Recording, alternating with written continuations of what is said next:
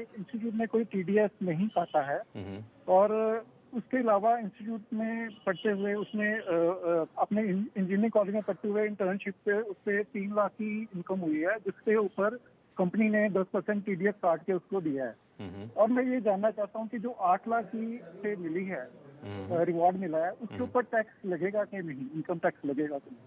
ठीक है, देखिए सबसे पहले तो हमें ये समझना ज़रूरी है कि जो आपके बेटे को रिवॉर्ड मिला है उसकी नेचर क्या है। अगर तो वो स्कॉलरशिप है, जो मुझे आपकी बातों से नहीं लग रहा कि वो स्कॉलरशिप है, अगर तो वो स्कॉलरशिप है आपकी उनके अपनी एजुकेशन को स्पॉन्सर करने के लिए, फर्दर एजुकेशन, हायर एजुकेशन को स्पॉन्सर करने के लिए, तो वो टैक्सेबल नहीं होगी। लेकिन यहाँ पे स्कॉलरशिप होना नहीं चाहिए क्योंकि बच्चा पास कर चुका है, जेईई में जा रहा है। बिल्कुल स्कॉलरशिप नहीं है, तभी मैंने मेंशन किया। आपने रिवॉर्ड बोला और मुझे भी ये रिवॉर्ड ही लग रहा है, यानी कि प्राइस मनी है उनका।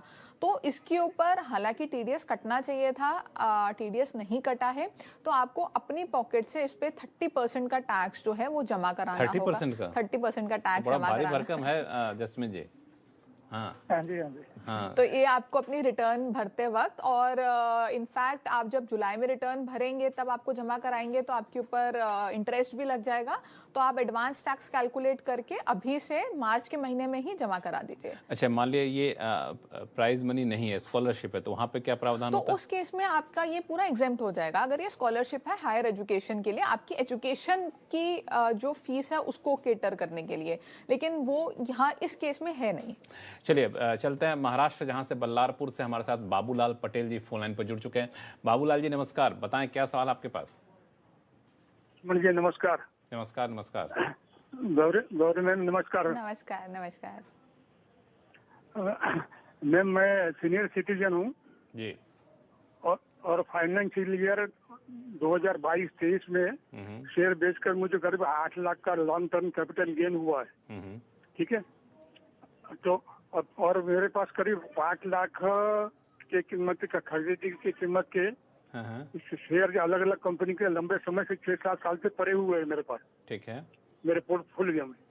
अब जिसमें कभी ट्रेडिंग होती ही नहीं है या कोई कंपनी का नाम तक नहीं दिखाई देते। अच्छा, तो क्या मैं ये शेयर्स में जो मेरी डूबी हुई करीब 5 लाख की रकम, ये नुकसान भरपाई जो इस साल जो मुझे 8 लाख का लॉन्ग टर्म कैपिटल गेन हुआ, उसमें रिसर्च करने का क्या मैडम ये है, ये किस तरीके से मैं कर सकता हूँ उसमें? ठीक है, देखिए बिल्कुल आप ये कर सकते हैं। इसको हम लॉस हार्वेस्टिंग बोलते हैं।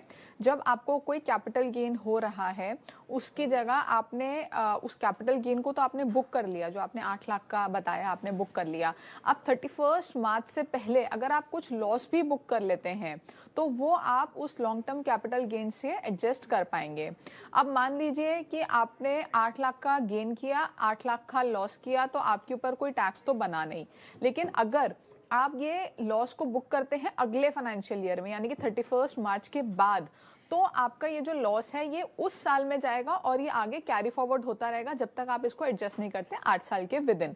तो मेरी एडवाइस ये है कि 31 मार्च से पहले उस लॉस को भी बुक कर लीजिए, ताकि आपको जो गेन हुआ है उसके ऊपर आपको कोई टैक्स ना देना पड़े। आपके समस्याओं का समाधान हो गया?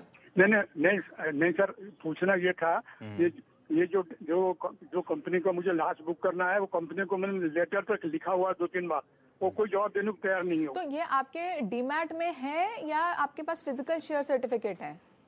मैंने डीमैट में ही है, मेरे डीमैट के पोर्टफोलियो में पड़े हुए हैं वो, ऐसे ही 6-7 साल से पड़े हुए कम ज्यादा। फिर कंपनी को लिखने की जरूरत है? तो फिर आपको दिक्कत कहाँ आ रही है उसको सेल करने में? मैंने सेल तो हो ही नहीं रहा ना मैम, मेरे पास सिर्फ परचेस किया हुआ ये अमाउंट है मेरे पास, उसका परचेस प्राइस ही है सिर्फ मेरे पास। नहीं वो तो बात ठीक है आपके पास परचेज किया हुआ है, लेकिन अगर सेल होते रहे तो अपने आप लॉस दिखता है, लेकिन सेल ही नहीं हो पा रहे तो कैसा करें उसको? नहीं, आपके डीमैट में अगर वो दिख रहा है तो वो सेल क्यों नहीं हो पा रहा है? नहीं मैम, उसको वो जो अपना बीएससी और एनएमसीसी के जो इसके ऊपर में जो ट्रेडिंग होता है, वहाँ सिर्फ नाम ही दिखते हैं, वो कुछ ट्रांजेक्शन है ही नहीं उसमें कुछ। अच्छा, ऐसा तो कंपनी डिलिस्ट हो गई होगी? नहीं, कंपनी डिलिस्ट होगी तो फिर आपको उसमें दिखेगी नहीं, डिलिस्ट तो नहीं हुई। अगर कंपनी वहाँ पे दिख रही है तो डिलिस्ट नहीं हुई है। ऐसा ना करें कि एक बार ब्रोकिंग फर्म जो इनके ब्रोकर्स हैं उनसे आप कांटेक्ट करें, उनके हेल्पलाइन पे बात करें। एक बार ये लेटर लिखने के बजाय उनके जो आपके हेल्पलाइन नंबर होते हैं, टोल फ्री नंबर्स होते हैं ट्रेडिंग आवर्स में, उनसे एक बार बात कीजिए, वो इसका समाधान देंगे। अगर नहीं तो आप एक बार थोड़ा सा और डिटेल में शेयर का नाम और सारी चीज़ें हमें लिख के भेजिएगा तो मैं उस पर थोड़ा सा बेटर बता पाऊंगी कि इसमें क्या दिक्कत है।